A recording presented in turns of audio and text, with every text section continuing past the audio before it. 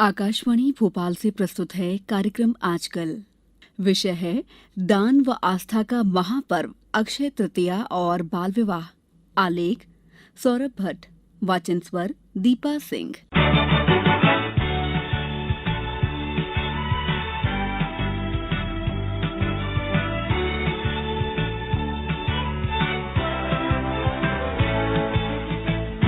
कल 3 मई बैसाख माह के शुक्ल पक्ष की तृतीया को दान और आस्था के पावन पर्व अक्षय तृतीया का स्वयं सिद्ध मुहूर्त है।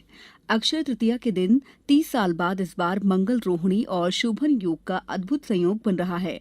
अक्षय तृतीया अखा तीज एक सर्व सिद्धि देने वाली तिथि है जिसमें मुहूर्त निकलवाने की आवश्यकता नहीं है। भारतीय संस्कृति में अक्षय तृतीया का पौराणिक महत्व है। भविष्य पुराण के अनुसार इस तिथि की युगादि तिथियों में गणना होती है। पौराणिक कथाओं के अनुसार त्रेता युग का आरंभ इसी तिथि को हुआ था। अक्षय तृतीया के दिन ही विष्णु भगवान परशुराम और हयग्रीव अवतार प्रकट हुए थे। इसी दिन महाभारत के युद्ध का समापन और द्वापर युग का अंत हुआ था। आज के ही दिन श्री बद्रीनाथ धाम के पट भी खुलते हैं।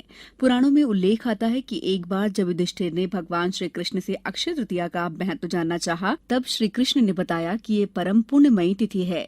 पौराणिक ग्रंथों के अनुसार इस तिथि के अबूझ मुहूर्त में जो शुभ कार्य किए जाते हैं उनका अक्षय फल मिलता है। अक्षय का अर्थ है जिसका कभी क्षय न हो सके, जिसका कभी विनाश न हो। इस दिन दिया गया दान, पुण्य, तप, जाप हमेशा अक्षुण्ण रहते हैं। आज के दिन अन्न व जल से भरा घड़ा, फल, वस्त्र, पंखा, सत्तू, चीनी, छाता और खड़ाऊ का दान करने की परंपरा है। साथ ही सोना, चांदी, वाहन, भूखंड खरीदना, नए घर में प्रवेश शुभ माना जाता है। इतना ही नहीं, नए वाहन के अलावा टीवी, मोबाइल जैसे इलेक्ट्रॉनिक उपकरणों की खरीदारी के लिए भी बाजार में इस दिन की धूम रहती है। अखा तीज सामाजिक, सांस्कृतिक और धार्मिक मान्यताओं से भी जुड़ा पावन पर्व है।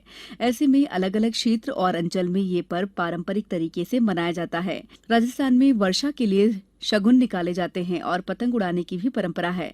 अक्षय तृतीया के शुभ मुहूर्त पर कृषि कार्य का आरंभ किसानों को सुख समृद्धि देता है। सुहागिनें इस दिन गौरी पूजन करके जल से भरा पात्र, मिठाई, फल और भीगे चने बांटती हैं। मालवा में सुहागिनें नए मटके पर खरबूजा और आम के पत्ते रखकर 7 प्रकार के अनाजों से पूजा करती हैं। वहीं बुंदेलखंड में आज के दिन कुंवारी और नवविवाहिता बेटियां अपने पिता, भाई, परिवार के लोगों को शगन बांटती हैं, गीत गाती हैं। सब सखियां मिलकर बरगद के पेड़ के नीचे मिट्टी के गुड्डा, गुड़ियों की पूजा करके धूमधाम से उनका ब्याह रचाती हैं। अखा तीज का ये दिन विवाह के लिए सर्वश्रेष्ठ माना जाता है। अक्षय तृतीया के अबूझ शुभ मुहूर्त से ही मांगलिक कार्यों की शुरुआत हो जाती है, लेकिन सामूहिक आदर्श विवाहों की आड़ में प्रतिवर्ष सैकड़ों बाल विवाह भी प्रायः संपन्न होते देखे जाते हैं। सदियों से बाल विवाह हमारे देश की संस्कृति परंपरा का अभिन्न अंग रहा है। बाल विवाहों को रोकने के लिए सन 1929 में बाल विवाह अवरोध अधिनियम कानून भी बना, जिसके अनुसार 18 साल से कम उम्र की लड़की और 21 साल से कम उम्र के लड़के के विवाह को कानूनन जुर्म माना गया है। ये विडंबना ही है कि शारदा एक्ट के लागू होने के 93 सालों के बाद भी आज तक बाल विवाहों पर पूर्णतया अंकुश नहीं लग पाया है। जो मासूम बच्चे विवाह का सही मायने में अर्थ भी नहीं जानते, उनका बचपन विवाह की वेदी पर छीन लिया जाता है। पढ़ने लिखने, खेलने कूदने की उम्र में दूल्हा दुल्हन की वेशभूषा में हाथों में मेहंदी लगाए बच्चे विवाह मंडल में गृहस्थी का पाठ सीखते हैं। हंसते खेलते मुस्कुराते शर्माते हुए इन बच्चों के लिए तो विवाह महज एक गुड्डे गुड़ियों के मनोरंजक खेल से बढ़कर कुछ नहीं है। 2011 की जनगणना रिपोर्ट जारी होने के बाद पता चला है कि हजारों बच्चों का विवाह 13 से 16 साल की उम्र के बीच ही हो जाता है। सबसे ज्यादा बाल विवाह पंजाब, हरियाणा, राजस्थान, उत्तर प्रदेश में होते हैं। भारत सरकार की एक सैंपल रिपोर्ट के अनुसार मध्य प्रदेश में बाल विवाह प्रकरणों में 87% की कमी आई है।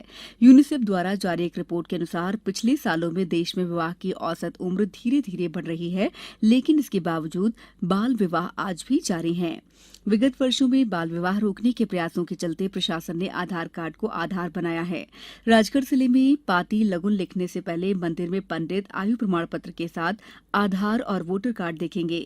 अगर उसमें उम्र कम होगी तो पंडित पाती नहीं लिखेंगे। प्रशासन ने पंडितों को नाबालिगों की लगुन पत्रिका न लिखने के निर्देश दिए हैं। बाल विवाह को रोकने के लिए तरह तरह की मुहिम चलाई जा रही है। साथ ही मीडिया, अखबार, टीवी, रेडियो के जरिए भी लोगों में बाल विवाह के खिलाफ जन जागरूकता की मुहिम चलाई जा रही है। लोकगीत, नुक्कड़ नाटक, slogan, posters, hoarding, cartoons, feature फिल्मों और विज्ञापनों के जरिए भी इस कुरीति पर अंकुश लगाने का प्रयास किया जा रहा है।